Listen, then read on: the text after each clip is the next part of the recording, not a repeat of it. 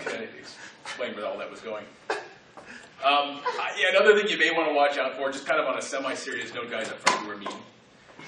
Things like hospitals and stuff like that, I would exercise the utmost care when you're there.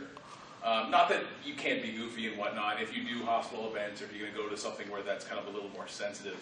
But there are a lot of things you could potentially bump into. There are people who maybe shouldn't be as excited as they are getting and whatnot. I mean, kids, if they start bouncing around, they just had surgery, that's not good for the kids either. No. So it's been done. We did a couple of those events for the Children's Hospital, which went over very well, but it just, you are not performing at all. You are more or less just standing there.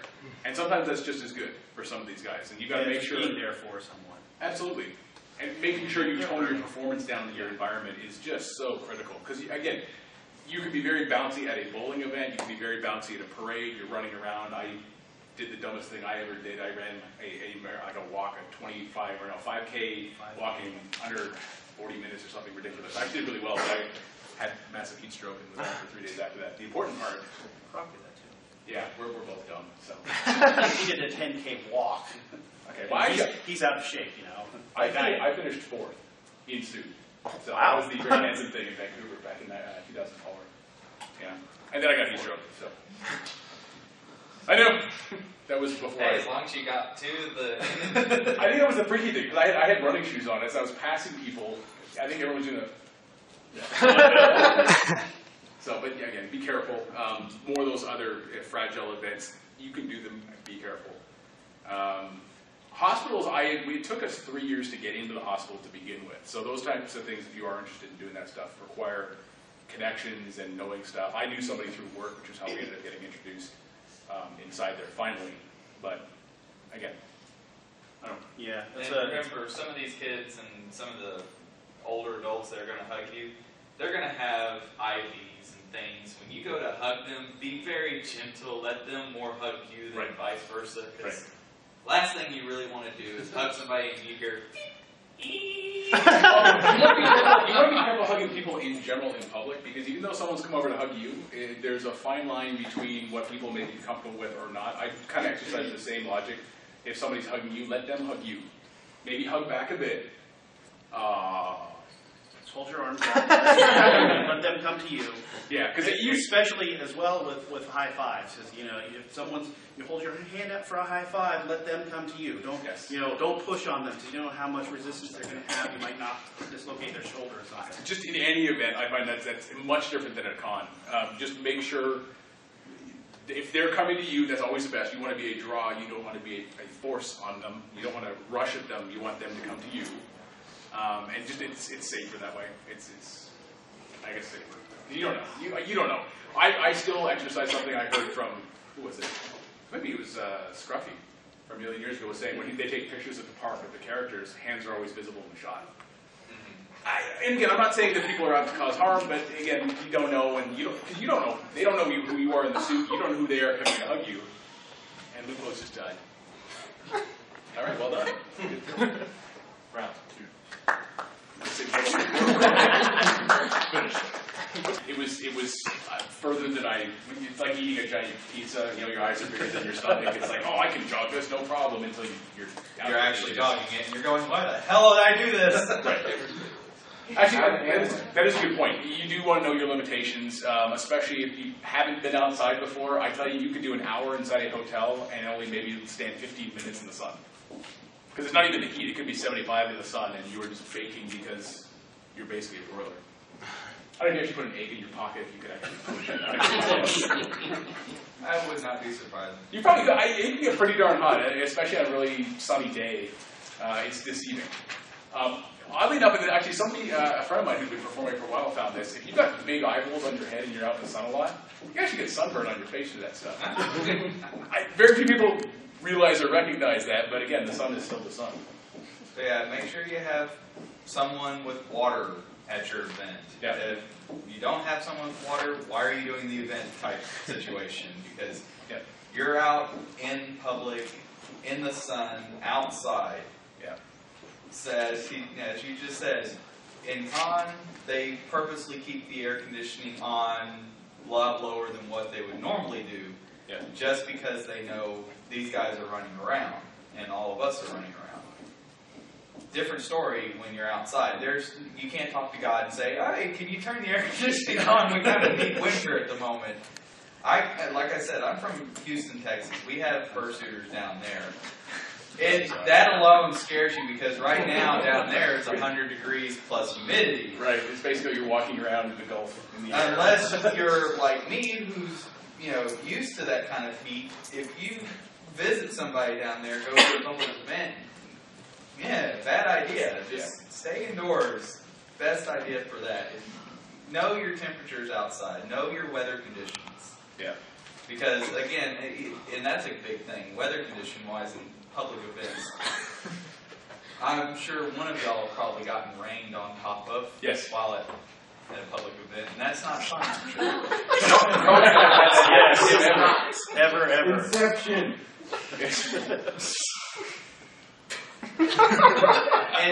That's a paddling. And now it's time to do Hamlet. I was going to say. Yeah, definitely know your limits. Nothing's going to break the trust of the event organizer than one of the characters passed out there. Exactly. It's true. We don't know what we're doing. We passed out. Yeah, and we cause liability issues for all of you.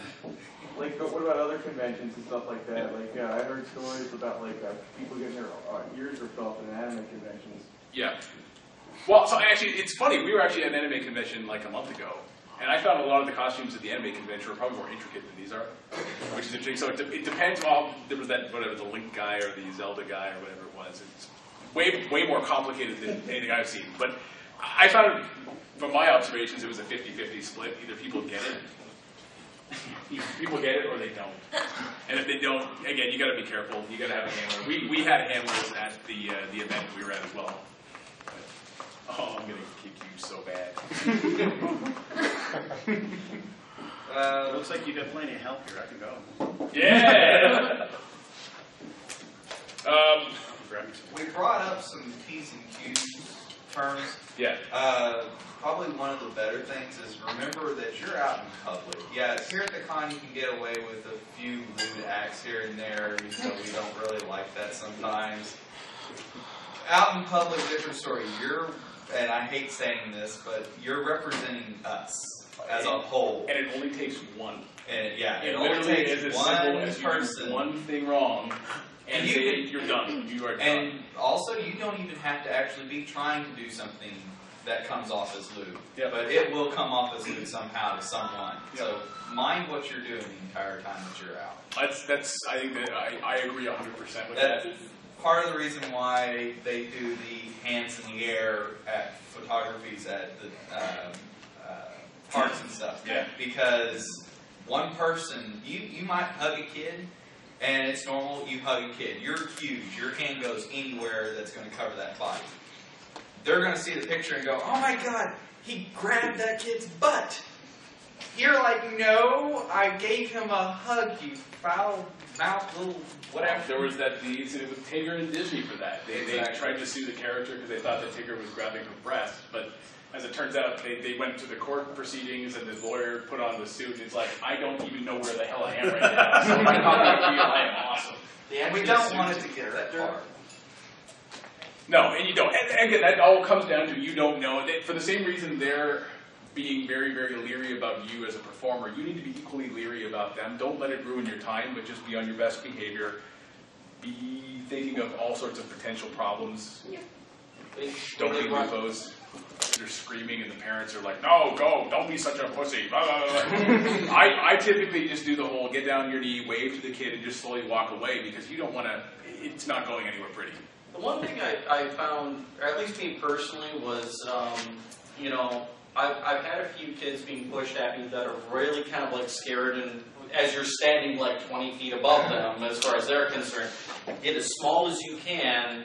If that doesn't work, then walk away. But, I've had a few times where a couple of the kids were like really leery, really scared, and got down on knees, low as I possibly could, paw over like this, and just held the hand out. Yeah. They came out, touched the hand, and all of a sudden realized, okay, you're not dangerous, and it broke the ice. But you know, remember that when you're looking at your character, I'm using my prop now.